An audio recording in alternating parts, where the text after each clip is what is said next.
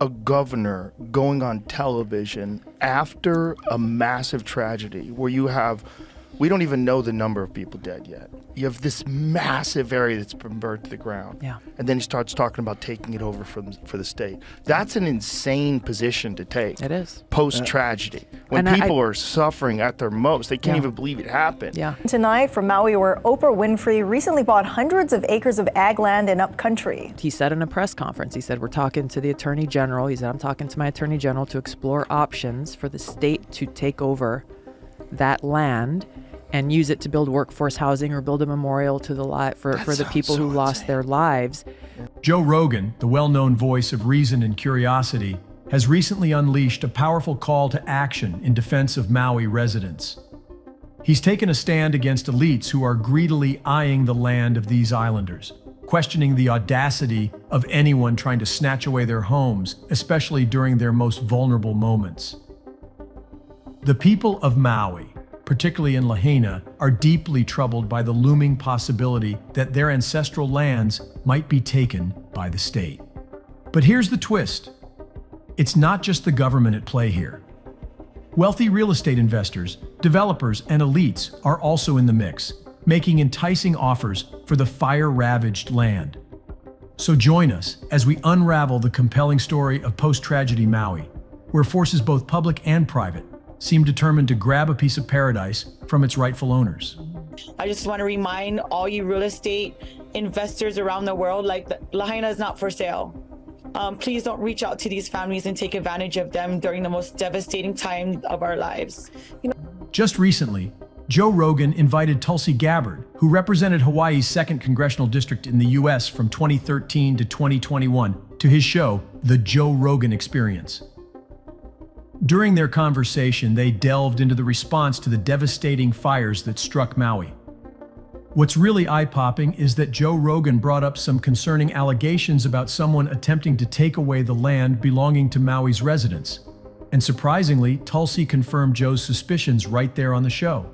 But the fears that the people in Lahaina have, some of whom, like Archie Kalepa, famous surfer, community leader, Native Hawaiian leaders, family has lived in Lahaina for 9 generations, now being told, well, the state, the governor is looking at taking that land, taking ownership of that land. Now here's where it gets interesting. The folks on the show, including Joe and Tulsi, didn't take kindly to the idea of snatching land affected by the Maui wildfires for things like workforce housing or a memorial. They saw it as morally wrong and a breach of people's rights and sovereignty. This news hit the public like a bolt from the blue. People felt that discussing taking over this land right after a terrible tragedy showed a shocking lack of empathy and timing. It felt like an abuse of power and a disregard for the suffering of those affected. Tulsi pointed out that while the state was trying to grab land from folks, they were offering some money to help them survive. She thought it was insane. You see, Hawaii already has the highest cost of living in the whole country. So it was like a slap in the face when the lead disaster response person from the Biden administration proudly said they were giving everyone a measly $700 payment. Tulsi Gabbard didn't stop there. She also shed light on the lack of government help for the communities hit by the Maui wildfires. In the aftermath, neighbors and families had to lean on each other for support and supplies because the government didn't step in. Tulsi even hopped on a plane from the main airport in Maui to a smaller one near the affected area to deliver much-needed supplies to the community dealing with the aftermath of the wildfires. According to Gabbard, the families and communities affected were left in the lurch because the mayor's response was slow. On top of that, the governor's plan to take over the land added to their woes. In Lahaina, folks were deeply worried that the governor might swoop in and claim the land affected by the wildfires. This struck fear into the hearts of a community that had called that land their home for generations. What really riled up the public was the unfairness of it all. They couldn't fathom how the government could try and snatch land away from the locals when celebrities like Oprah Winfrey owned vast stretches of land. In fact, it's no secret that Oprah, who spent over 15 years in Maui part-time, recently went on a property buying spree in the Aloha state. According to a report from a local news outlet, she shelled out around $6.6 million for 4 pieces of agricultural land, totaling a whopping 870 acres in Kula, Maui. 2 of these plots were even sold by Ulapalakua Ranch just last month. One plot covered 520 acres and went for $3.89 million, while the other, spanning 330 acres, cost her $2.47 million. Quite the contrast, wouldn't you say? As if that wasn't enough. Toward the end of last year, Oprah Winfrey made headlines once again by acquiring 2 10-acre pieces of land, each for just $100,000. Media are calling the buy excessive because the millionaire already owns more than 100 acres in upcountry in Hana before buying 870 more acres in Kula. This purchase stirred up quite a mix of reactions from the local residents.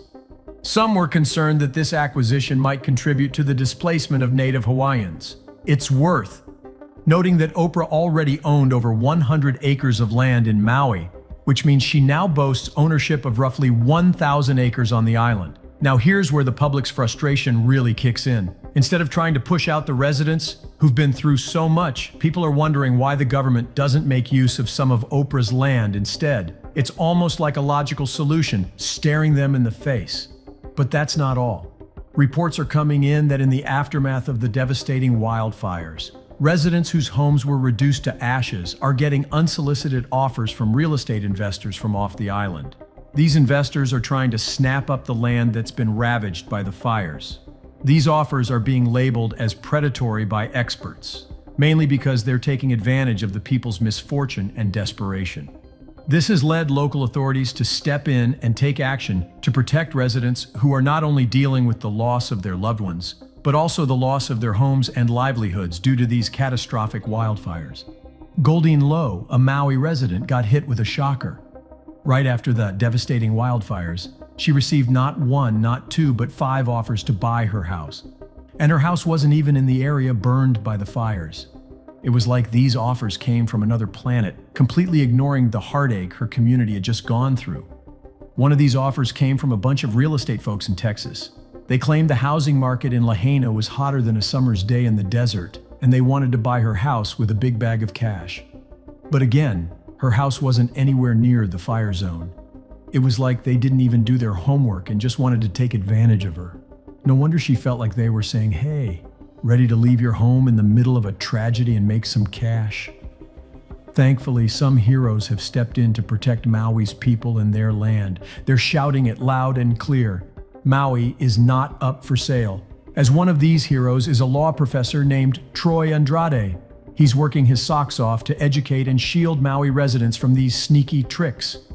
The Hawaii Department of Commerce and Consumer Affairs has raised a big red flag about these tricky real estate pitches. They're warning folks in Maui to be careful. They're saying that if someone comes out of the blue offering to buy your property, you might end up with way less money than you should. These buyers can be real smooth talkers, making you feel rushed to make a decision, even when you should take your time. To make things even crazier, Hawaii's governor, Josh Green, said it's now illegal for anyone to bug Mauians about selling their land. But guess what? It looks like the state itself might be joining the land-grabbing party. People in Maui are standing up, fighting to keep their land, their heritage, and their homes.